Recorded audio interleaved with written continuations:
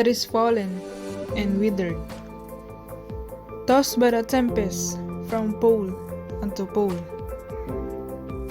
Thus roams the pilgrim abroad without purpose, roams without love, without country or soul, following anxiously treacherous fortune, fortune which even as he grasps at it flees.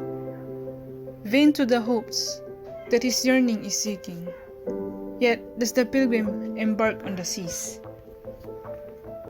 Ever impelled by the invincible power, distinct to roam from the east to the west, often he remembers the faces of loved ones, dreams of the day when he too was at rest. Chance may assign him a tomb on the desert, grant him a final asylum peace, soon by the world and his country forgotten. God rest his soul when his wandering cease. Often the sorrowing pilgrim is envied, circling the globe like a seagull above. Little they know what a void saddens his soul by the absence of love. Home may the pilgrim return in the future. Back to his loved ones, his footstep he bends. Note, will he find but the snow and the ruins, ashes of love in the tomb of his friends.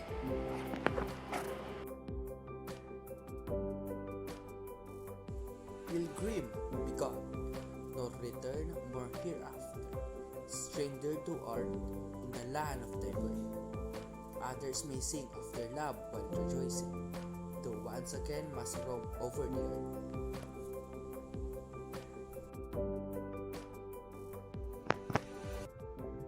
Pilgrim be gone, nor return more hereafter. Dry are the tears that a while for thee run. Pilgrim be gone, and forget thine affliction. Loud laugh the world at the sorrows of man.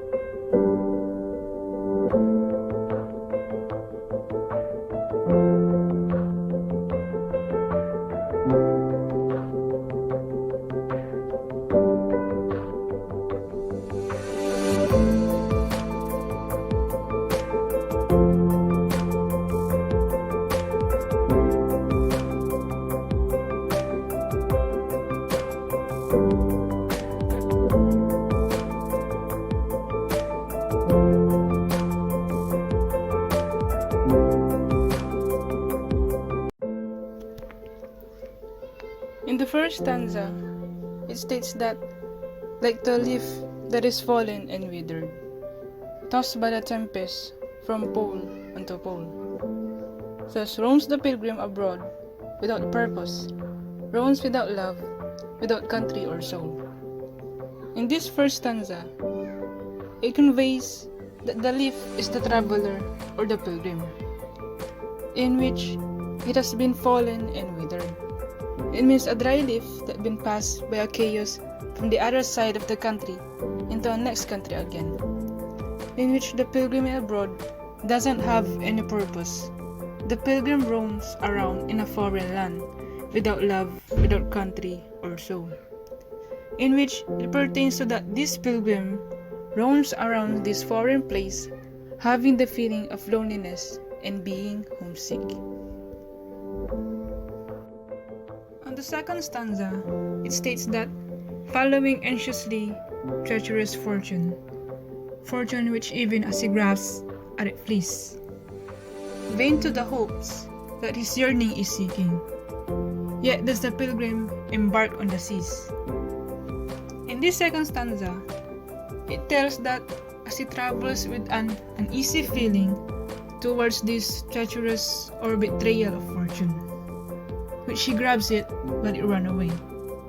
And even though being hopeless or being conceited about yourself, he still hopes that his crave is thriving and still embark on the seas, in which he still continues to travel, all he take on board.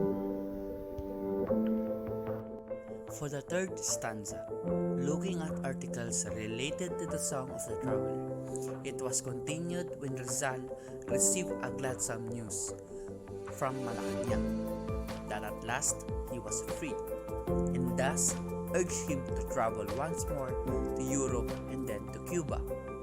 For this line, it implies that he traveled because of invincible power, known as joy, which impelled him to wander, destined to roam from east to west, which entails its travel to Europe and Cuba. Dreams of the day when he too was at rest, which implies his peaceful times. As for the fourth stanza, it implies what I believe is the danger he faces as he knew that he was being targeted by the Spaniards even he was temporarily freed, giving him a feeling of anxiety for the reason he may not have his burial in his own land and country. On the fifth stanza, it states that often the soaring pilgrim is in vain, circling the globe like a seagull above. Little did know what a void saddens his soul by the absence of love. In this fifth stanza, it tells that the pilgrim here is our hero, Dr. Jose Rizal, in which he feels the sorrow and how people envy him for how free he is, in the line of circling the globe like a seagull above. But the people, they don't understand the sadness of our hero. And even though he have some companions, in the line of saddens his soul by the absence of love, he still feels the loneliness in him, yet he is away from his loved ones. It means that someday he was hoping that he'll be back in their country, to be back to his loved ones. He's hoping to be back, but in the end, the one thing he will catch up with his return is the ashes of his loved ones and the talk of his friends. On stanza 7, the people want Rizal to leave and never return to the Philippines. Not because they don't love him anymore or they don't care about him anymore, but because of the amount of danger that is lurking and waiting for him to make a wrong move and get captured, or even worse, get killed. And because of this decision, Rizal became a mere stranger in his own birthland. He had no choice. Imagine that. While others may be rejoicing about his upcoming return, his enemies would be gladly waiting for him too. That is why, after arriving, he must immediately leave and roam over the earth once more. At stanza 8, just like the other stanza, majority of the people wants Rizal to leave and never return to the Philippines because of how much danger he is in, and he might even suffer great consequences if he decided to stay. The tears of his loved ones is now dry because of how much they have been weeping. They want Rizal to go and forget about the agony of leaving behind his own people, just for him to be safe. And lastly, his enemies laughing and rejoicing at the futile efforts and suffering of our hero, Dr. Jose Rizal.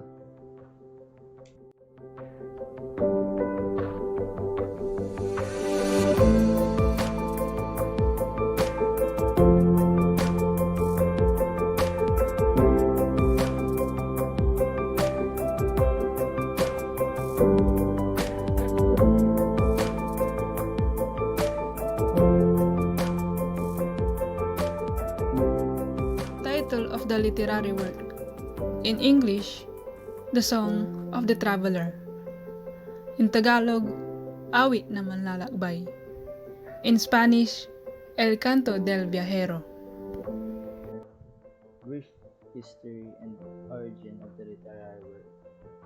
This poem is known to express his sorrow among his creations and was written during his exile.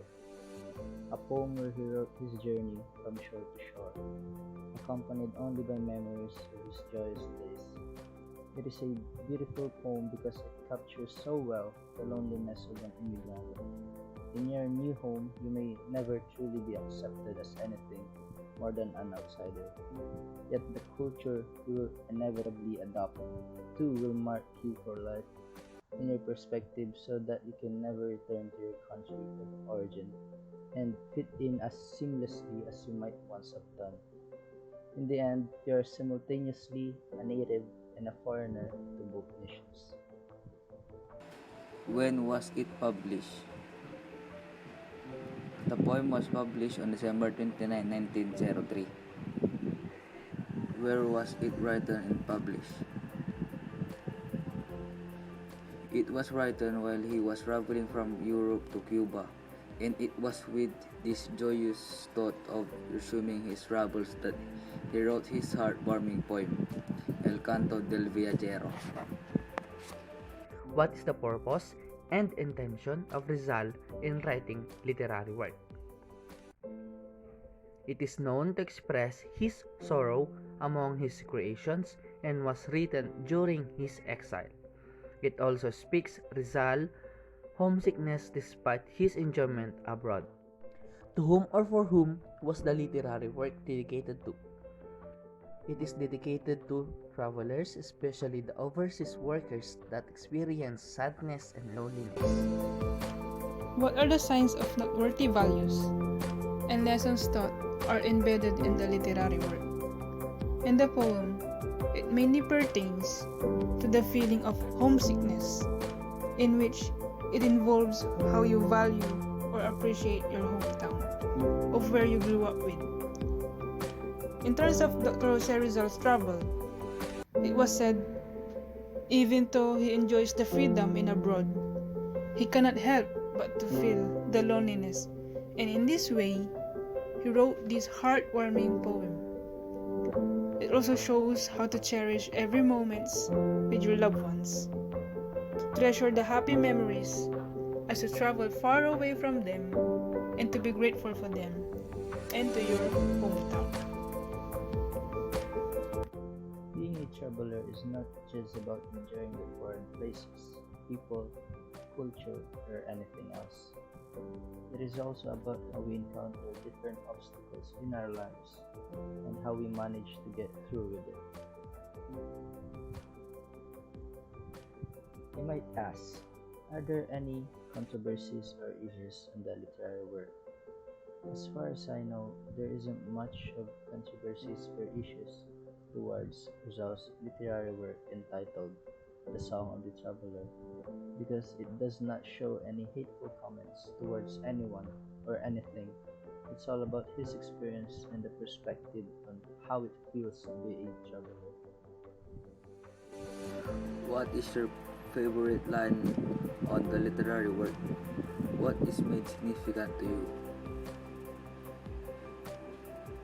Anxious, he seeks joy everywhere. It made significant to me because despite of him being anxious, he's finding happiness everywhere. Soon by the world in his country forgotten, God rest his soul when his wandering cease. Life is significant, but life is short. Enjoy the time you have, the more you see, the better. The lesser you regret. For me, these lines were struck me the most.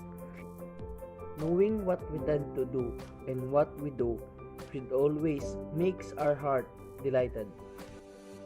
Often the sorrowing pilgrim is envied, circling the globe like a seagull above.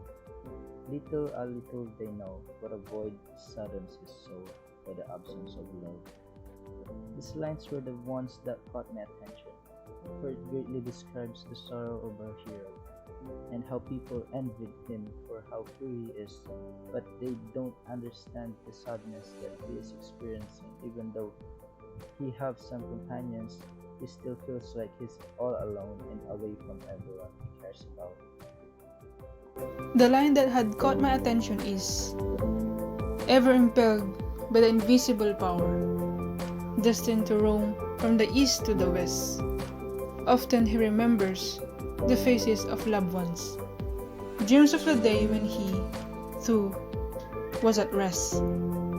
This line made it significant for me because it tells that even though you roam from east to the west, as you wander from a faraway place, the faces, the memories of your loved ones will keep you company to your journey. You will remember the happy days you were with them, and you will feel at ease as you travel. What is your personal overall interpretation of the message of the literary work? No matter where we are, no matter what we are doing, we will always think of our loved ones, friends, and companions. The Song of the Traveler could be an excellent literary work since it captures so well the depression or anxious of an immigrant or traveler. Rizal's literary work made me realize that no matter where you go and where you are right now, nothing can beat the feeling of being home with your family. The joy, the silliness, and everything is just 10 times more better when you're with your loved ones. Family transcends being related in blood. As long as you treat them that they are part of the family, you can call them part of the family because they really are.